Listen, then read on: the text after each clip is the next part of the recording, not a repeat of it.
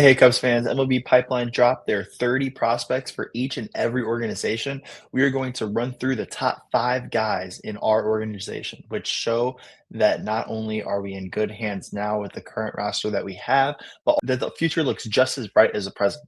One ground rule, I'm going to be showing the statistics of the teams where they played the most games with and had the most plate appearances or innings pitched with, as some players may have played with multiple teams. If you think the future is bright for this organization the way that I do, hit that like button. First prospect we have is the most MLB ready of the bunch. Moises Ballesteros will be on this big league team on 2026, projected to be the starting DH for the most part against right-handed pitching. When he came up, he slashed 298, 394, 474, and 66 plate appearances, which is on track from his exactly where he left off at Iowa. He can hit the ball to all fields with some authority. My only concern is as a big guy that doesn't necessarily run well, I would like to see more than just 20 homer pop out of him, which I think is possible in the more distant future. Think similarly, a failed catcher within this organization, Kyle Schwarber, who has really good pitch selectivity. I put that as a weakness. I think that he can turn that into a strength to be able to take his pitch the way that Kyle Schwarber does, which would also inflate his walk rate, but make him a little bit more of a three true outcome type of player. Speaking of failed catcher, while he is listed as a catcher, he'll probably have a future at first base or DH.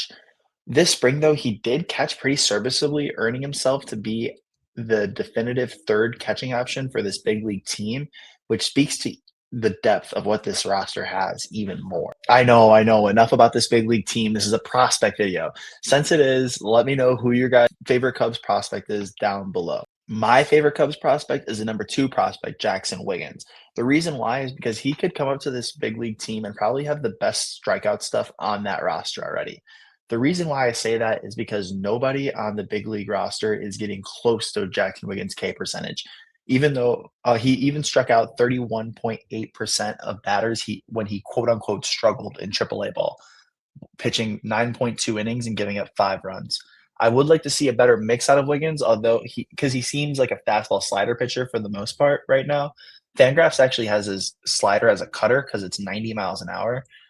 But he is very long, throws a great fastball, and with great velocity. I'm excited to see how he develops as he can come up as late as end of next year and maybe even as early as the end of this year. The number 3 prospect in our organization is last year's first round draft pick, Ethan Conrad. While we need to see how he is against pro pitching, although college pitching nowadays isn't that far off, Ethan Conrad was an on-base machine.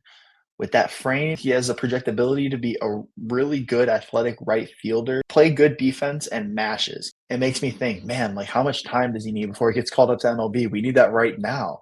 We'll get that answer in due time. Make sure you guys are hitting that share and subscribe button. Our next goal is 1.1K. If you guys really like what I do. Next up is Kevin Alcantara. He has had a couple of cups of coffee with the big league team and hasn't found too much success, but if it clicks for Alcantara, not when, unfortunately, El Hawar would be a crazy compliment to Pete Crow Armstrong in that outfield. He had a 819 OPS in AAA ball, and if you would like to see a similar OPS with Major League pitching, he would need better pitch recognition, which in turn would inflate his walk rate and decrease his strikeout rate. Maybe a change in approach would be helpful for that. Less of a swing adjusted for power, more of a swing adjusted for putting the ball in play and contact, as he is a faster guy. And I believe with his speed, more balls in play would be more chaos, and more chaos would be more favorable for El Hawar.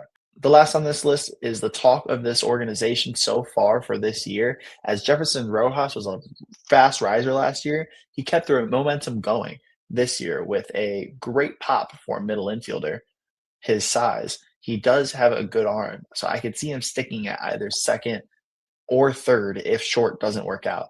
But for now, all he really has to worry about is keeping those K rates low. When he came up to AA, he did spike up to 19.8, but he was also 4 years younger than the average player. What would progression look like for Jefferson Rojas is if he would keep it within that low teens in terms of K percentage. Thank you all for joining. This is a really fun concept for me. So if you guys really enjoyed, subscribe. Once again, if we do hit that goal, I'm down to make 5 through 10 for you guys. As always, go Cubs, go.